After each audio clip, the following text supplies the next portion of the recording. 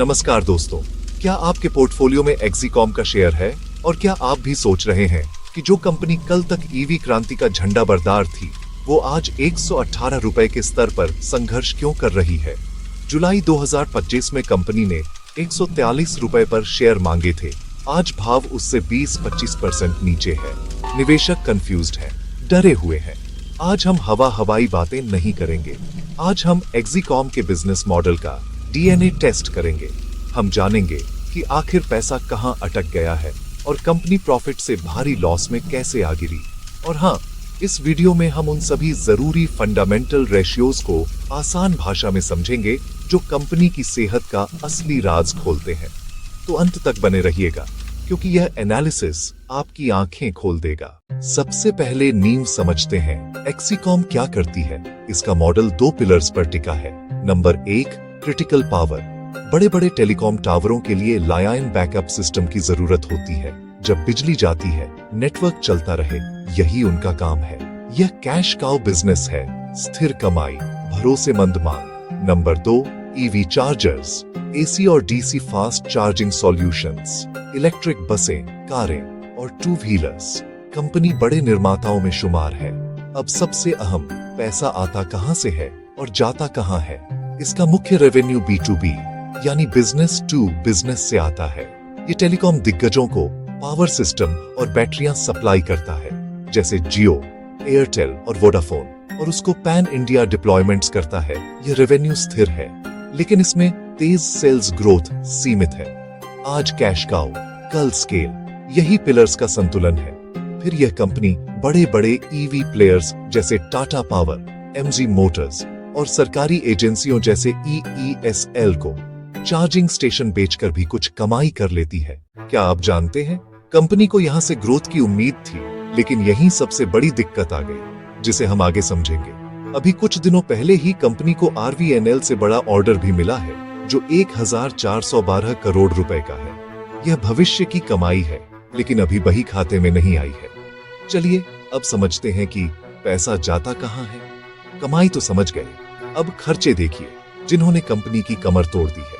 कच्चा माल मतलब raw material, यही सबसे बड़े खर्चों में से एक है। ईवी चार्जर और बैटरियों में लगने वाले सेमीकंडक्टर, लिथियम सेल्स और इलेक्ट्रॉनिक कंपोनेंट्स, ये सब इसके रॉ मटेरियल हैं। इनकी कीमतें ग्लोबल मार्केट में बहुत उतार चढ़ाव भरी रहती हैं, और जब कच्चे माल का दाम बढ़ता है तो कंपनी का OPM यानी ऑपरेटिंग प्रॉफिट मार्जिन सिकुड़ जाता है।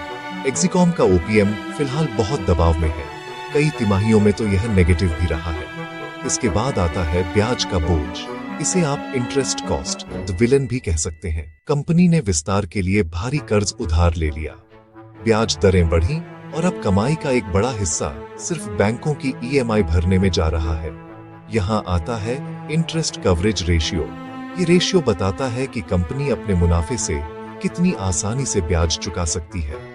एक्सीकॉम का यह रेशियो 1 से भी नीचे चला गया है, जिसका मतलब है कि वे अपने ऑपरेटिंग प्रॉफिट से ब्याज चुकाने में भी सक्षम नहीं है। ये खतरे की घंटी है। चैप्टर 3, प्रॉफिट से लॉस तक का सफर। Fundamental crisis. जब सब कुछ ठीक था तो यह 263 करोड़ रुपए का सालाना घाटा कैसे हुआ? इसकी कहानी इन 4 फंडामेंटल कड़ियों में छिपी है। नंबर 1, कर्ज का जाल। ईवी बूम को पकड़ने के लिए कंपनी ने क्षमता से ज्यादा उधारी ले ली, जिससे कंपनी का डेट टू इक्विटी रेशियो काफी बढ़ गया, यानी शेयरधारकों के पैसे के मुकाबले उधारी का पैसा बहुत ज्यादा लगा है, जिससे कंपनी के ऊपर जोखिम बढ़ता जा रहा है। नंबर 2, उधारी में फंसा माल। यह सबसे बड़ी समस्या है। कंपनी ने ईवी इंफ्रास्ट्रक्चर प्रोजेक्ट्स के लिए माल तो सप्लाई कर दिया, लेकिन सरकारी और बड़ी कंपनियों से पेमेंट मिलने में बहुत देरी हो रही है। इसे कहते हैं हाई डेटर डे। मान लीजिए इनका डेटर डे 120 दिन है, तो इसका मतलब है कि आज सामान बेचने पर पैसा 4 महीने बाद मिलेगा। इस बीच धंधा चलाने के लिए फिर मार्केट से उधार लेना पड़ता है। इसी को वर्किंग कैपिटल का संकट कहते हैं।